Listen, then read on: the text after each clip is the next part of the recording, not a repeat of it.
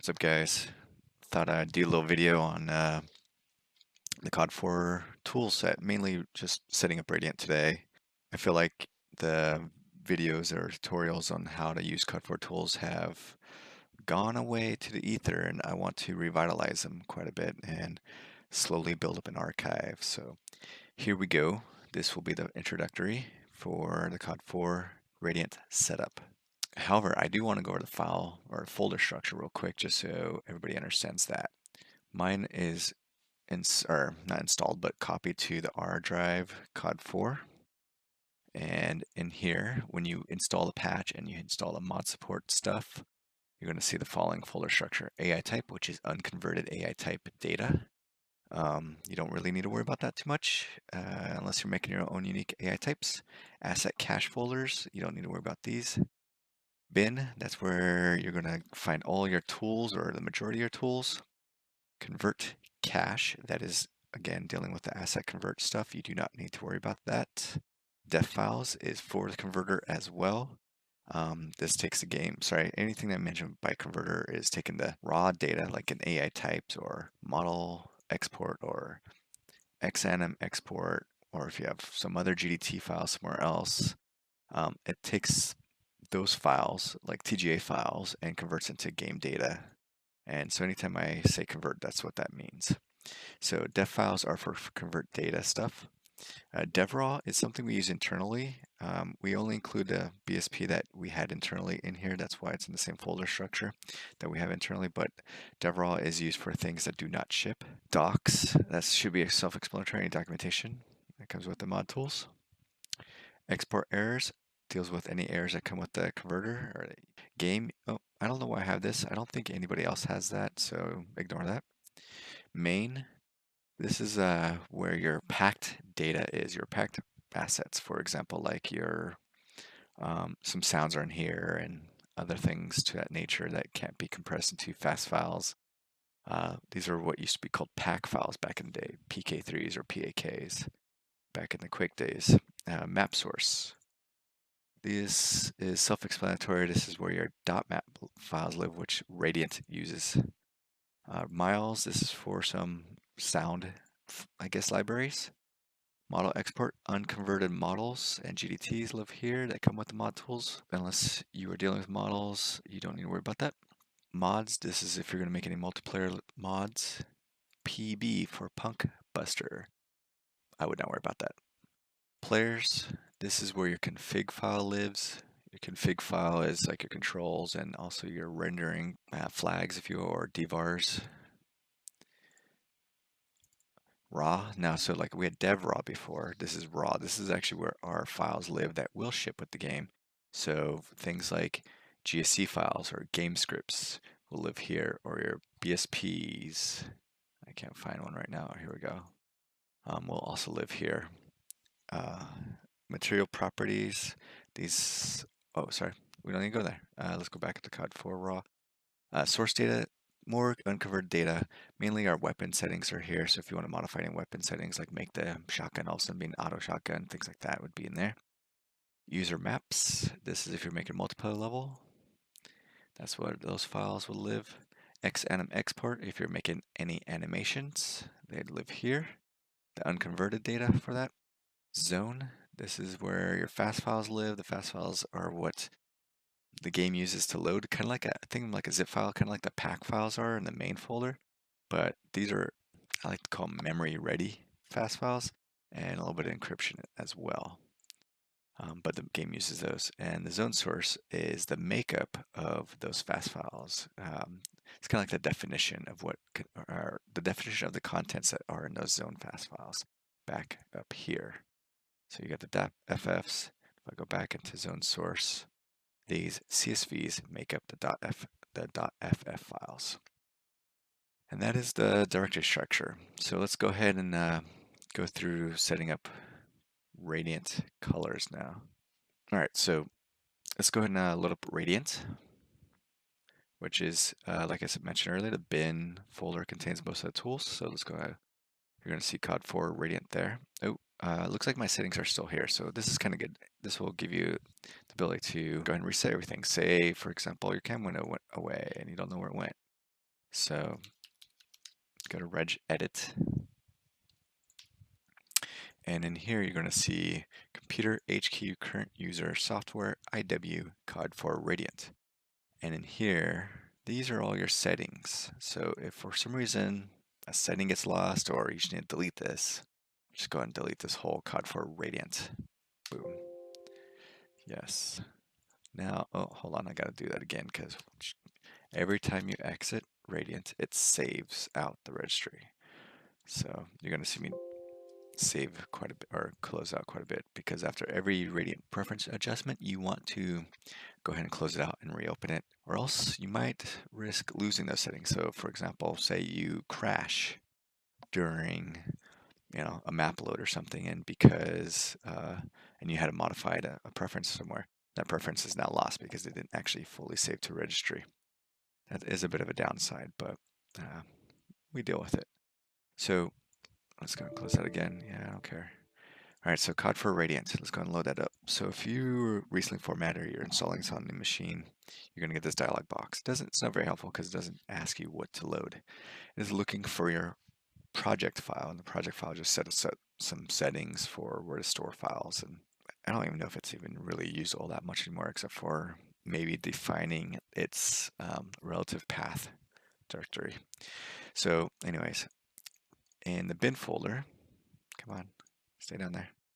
COD4 bin folder, you should see a COD4.prj file, project file. Go and open that guy up. Ooh, and now we get the bleeding white view of the default color. So that's nice and pretty. So pretty. All right, but before we do that, let's go over through some settings. Well, actually, you know what? I need to load up my hotkey, so give me 1 sec. Okay, so auto hotkey, this thing right here, is very cool. You can see what buttons I press. It's a little modified version of one called OSD hotkey, so kudos to them for letting me see their scripts and modify it a bit. But anyway, so that way you can see what buttons I press, and if you need to pause the video, you can and check it out. All right, so oh yeah, okay, so first things first. I don't like the attached window view here. Like, you get these bars. It feels kind of clunky to me. So hit P or go up to Edit Preferences. And let's go ahead and modify all this stuff real quick. So these are all in the default settings. I'm going to modify 4 or 5 settings. I'm going to have detached windows or detached views. I'm going to use the underscore color value because I like that. I'm going to skip this group all together. Go all the way over here to texture subset, click that. This will enable a substring search bar right here in the texture window. I'm going to use snap T to grid, skip everything else, and hit OK. Now it says, do you want to restart? Yes, I want to restart. Or not do you, it's going to say you should restart. So go ahead and close out Radiant completely, and I accidentally closed Windows, so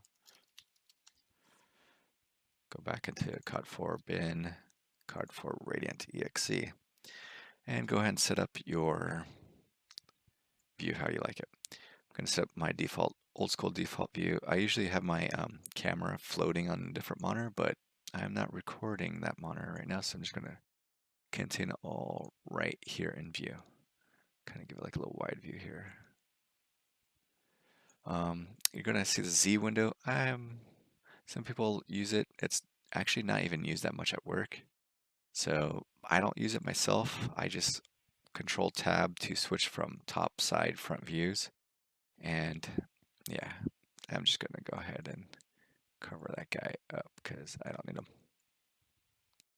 Boom. All right, so there we go. There's my basic view. My camera in the upper right, my 2D view in the main screen there in the slightly left portion of the window, and my console and entity window and filters are all down here. So make these changes take effect or keep for every time I relaunch Radiant, I need to close out Radiant. Don't save the changes because I haven't made any map yet. Now the registry settings should take effect. Go ahead and relaunch Radiant. And boom, got everything. So there we go. Now to change this horrific view of, or horrific colors, that the default rating is. And that is up in the misc area. Not sure why it's misc, but whatever. Colors, you got themes, which there's some predefined colors here, and you cannot add to these because it's hard coded. Yay. Inverted is okay. Gray is okay as well. Black and green, no, they're all bad to tell you the truth. So I just modify them all by hand, and I need to open up a newer version of Radiant. So give me one sec while I do that. Okay, so I got a new version of Radiant over on my other window that you cannot see, unfortunately, but has all my new colors. So I'm just gonna hand edit these one by one because there's no easy way of mass editing. Like the registry colors are here. I'll kind of show you what that looks like. Here's an old version of my registry settings before, and it's just like I don't know what any of this hex stuff means, so never bothered to learn. So yeah, whatever. Close that guy out. So the quickest way, and unfortunately it is very time consuming, but you got to edit each one by hand. Luckily we don't need it like a lot of these. I don't need a camera background. I didn't even modify that unless I want to modify this color here. Texture background I don't modify. I modify most of these. I modify a handful of these, and the rest I pretty much leave as is, except for size info. So let's go ahead and go through this. Let's go grid background. It's a few more clicks over on the newer version of Radiant because they are shown by the web colors, or what is that color set? Like the FF8080 color set, HTML color groupings. So I gotta modify each one by hand. It takes a few more clicks to convert them. All right, so next one, grid major. 424547, yay. After many years of using Radiant, I've come to like this. I used to have like this almost like Windows 95 look to it, but now I have Windows 95, 98 type thing. But now I've come to more like a, whoa, wrong one. What? Wait, oh, hey, oh, grid miners, wrong color. Let me see here. Hold on. I think I have a typo. Ah, yes, 5.8. There we go. Much better. Grid text easy, that's white. Don't care, choose any white. Grid block is the blue here that you see. I don't care about that. Let's go to default brush. That is down a little bit lower on the newer Radiant. There we go, there's that Windows 98 color. Still have some of it in there. Detail brush is next. 196.96. Weapon clip, I do change. Miscellaneous colors, weapon clip.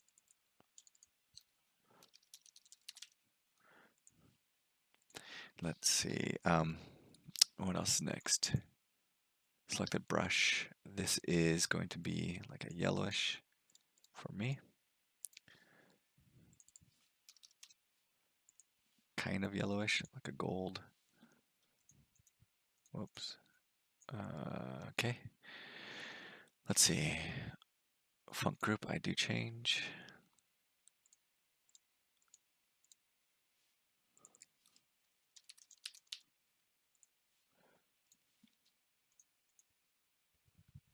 This is the same color as font group. Oh, I forgot to change the autosave. I'm gonna go real quick, change the autosaves. I don't have it to 5 minutes, I actually have it to 15. 5 minutes I saw was too fast because sometimes I'm gonna be debugging something that autosaves it and I may mess something up. So I go ahead and change that to 15 real quick, just because it happened to be too frequent and it only saved one at a time. It didn't have multiple like most modern 3D editing packages do, where they keep saving new versions appended with like some type of number. Wireframes, frozen layers, I do change. Wireframe is white, so I don't need to change that. That's default.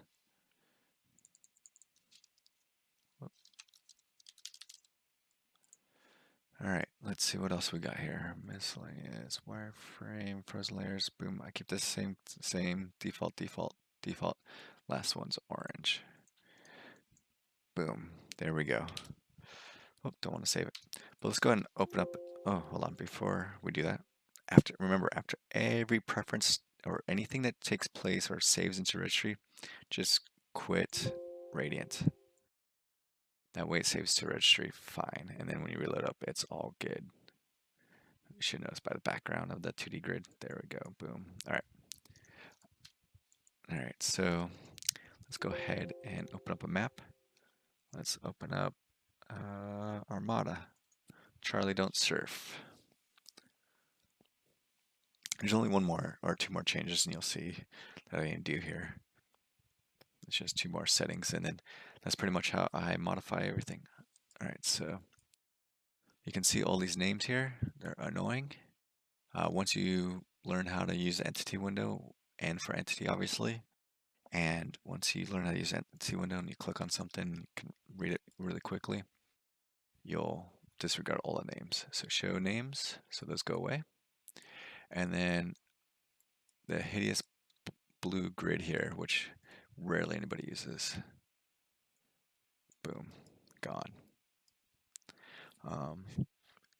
The grid side, those thick blue things were good for like defining cells back in the day. Not used anymore. And also, yeah, I think one person I know at works, sorry, at work uses it, and he's crazy, but he likes it to use it for like a good gauge on distances for maybe combat or just level design in general. So that's the only reason why I use it. So you can see the colors here. Some colors, the thing that you might fight with is like the entity. For example, these guys right here, these are spawners and these are path nodes.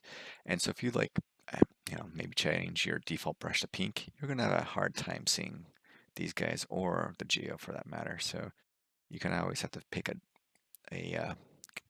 what is it? Not conflicting contrast, but something that contrasts those colors and that pleases your eye, obviously. So there we go. That's pretty much the setup of COD4 Radiant and a little bit of the director structure. And yeah, hopefully we can get more of these going. The next video I'm going to be doing is how to get a guy from point A to point B, because a friend of mine, an ex-coworker, he actually used to work in QA. He's trying to learn some of these COD4 Tools, and he had a question on how to get a guy to move from point A to point B. So that'll be the next video I upload. Peace.